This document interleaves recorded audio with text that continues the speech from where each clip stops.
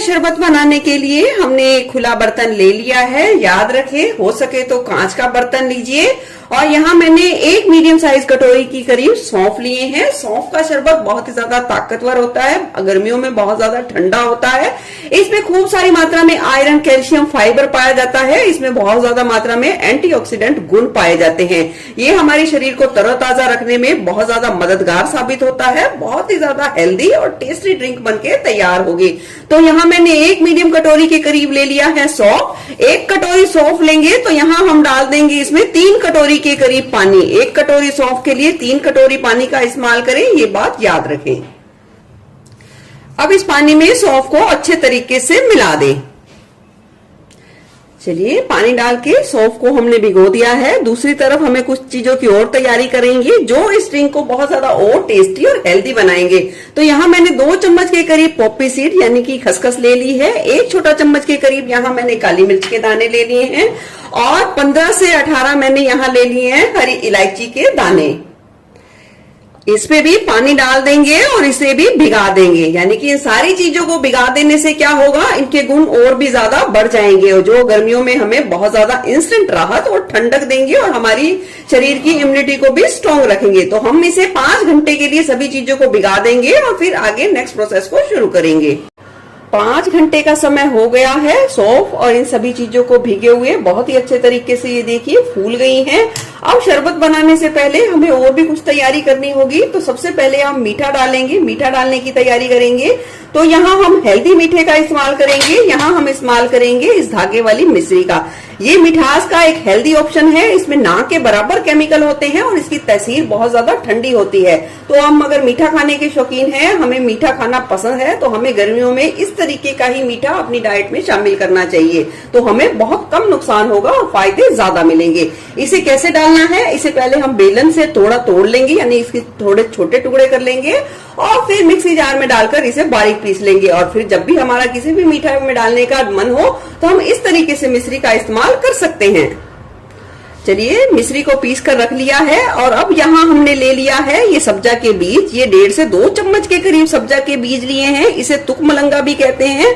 और इसमें इस तरीके से पानी डालकर इसे 10 से 15 मिनट के लिए छोड़ देंगे। इससे क्या होगा, ये फूल जाएंगे और फिर हम इस मीठे में इसका यूज करेंगे। इसके बहुत ज्यादा बेनिफिट होते हैं। इसमें खूब सारा, इसमें भी आयरन, कैल्शियम होता है, फाइबर होता है। ये वेट लॉस में मदद करते हैं और हमारे शरीर को इम्यूनिटी को स्ट्रॉन्ग करते हैं और इंस्टेंट की एनर्जी देते हैं। तो चलिए, अब हम इसे भीगा रहने देंगे। चलिए, इसको रख देते हैं अभी हम एक साइड। अब हम इन दोनों चीजों को पानी समेत ही मिक्सी जार में डाल देंगे और बिल्कुल ही बारीक पीस लेंगे। कुछ इस तरीके से सौंफ और सभी चीजों को पीस के तैयार किया है। अब हम थोड़े से पानी का हेल्प लेते हुए, यानी कि इसमें थोड़ा सा पानी और डाल के इसे थोड़ा सा पतला कर लेंगे और फिर मोटी छलनी की मदद से इसे अच्छे तरीके से छान लेंगे। चलिए, हमने इस तरीके से बढ़िया तरीके से छान लिया है और मैंने यहाँ 1 गिलास के करीब पानी का इस्तेमाल और किया था और जिससे ये बहुत ही आसानी से हम इसे छान पाए हैं। अब आगे की नेक्स्ट प्रोसेस के लिए हमने ये भारे तले वाली कढ़ाई ले ली है और जिसमें ये डाल देंगे ये सारा मिश्रण जो हमने सौंफ का तैयार किया है, उसे डाल देंगे। 1 कटोरी के करीब सौंफ लिया था तो यहाँ मैं डाल दूंगी 1 कटोरी के करीब ये डाल दूंगी पिसी हुई मिश्री। आप अपने स्वाद के अनुसार मीठा कम ज्यादा भी कर सकते हैं और इसे अच्छे तरीके से मिला देंगे। गैस की फ्लेम हाई पर कर देंगे और पहले हम एक उबाल आने देंगे। सौंफ के शरबत में उबाल आना शुरू हो गया है तो गैस की फ्लेम को लो टू मीडियम पर सेट कर देंगे या लो पर सेट कर देंगे।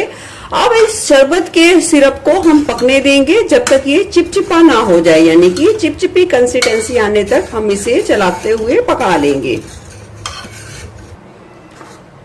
शरबत देखिए पक पक कर देखिए थोड़ा सा गाढ़ा होना शुरू हो गया है और पूरा सिरप बनने से पहले अब हम इसमें थोड़ा सा नींबू का रस डाल देंगे 1 चम्मच के करीब। इससे क्या होगा, इस सिरप को यानी कि शरबत को आप लंबे समय तक स्टोर कर सकोगे। इसमें जो हमने मिश्री डाली है वो बिल्कुल भी जमेगी नहीं, आप पूरी गर्मियां एंजॉय कर सकते हैं। आप चाहें तो 1 ढक्कन के करीब सिरके का भी इस्तेमाल कर सकते हैं, पर सिरके को आपको लास्ट में डालना है। चलिए शरबत बिल्कुल बनके तैयार है।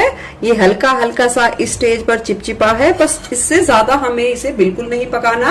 अगर ज्यादा पकाओगे तो ये बिल्कुल भी खराब हो जाएगा। अब हम इसे अच्छे तरीके से ठंडा करेंगे और फिर हम इसे सौंफ का शरबत भी बना के तैयार करेंगे और सौंफ का दूध भी बना के तैयार करेंगे इसी शरबत से।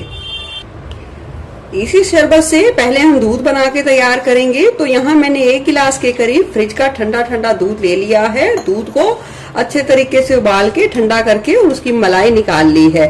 और ये देख सकते हैं सब्जा के बीज भी बहुत ही अच्छे तरीके से फूल गए हैं। इस दूध में हम अपनी आवश्यकता के अनुसार ये सब्जा के बीज यानी कि फूले हुए ये तुक मलंगा मिला देंगे और आवश्यकता के अनुसार मिला देंगे। जो हमने ये सौंफ का शरबत तैयार किया है उसे मिला देंगे अपने स्वाद के अनुसार। अच्छे तरीके से मिला दिया है। बहुत ही ज्यादा रिफ्रेशिंग ठंडा ठंडा हेल्दी सौंफ का दूध बनके तैयार है। और आवश्यकता के अनुसार अगर आपको पसंद है, आप थोड़ा और ठंडा चाहते हैं, थोड़ी बर्फ इस्तेमाल करें। तो चलिए अब करते हैं सर्व। बहुत ही ज्यादा टेस्टी और हेल्दी बनके तैयार होता है। आप इसे जरूर बनाएं, आपको बहुत ही ज्यादा गर्मियों में राहत मिलेगी।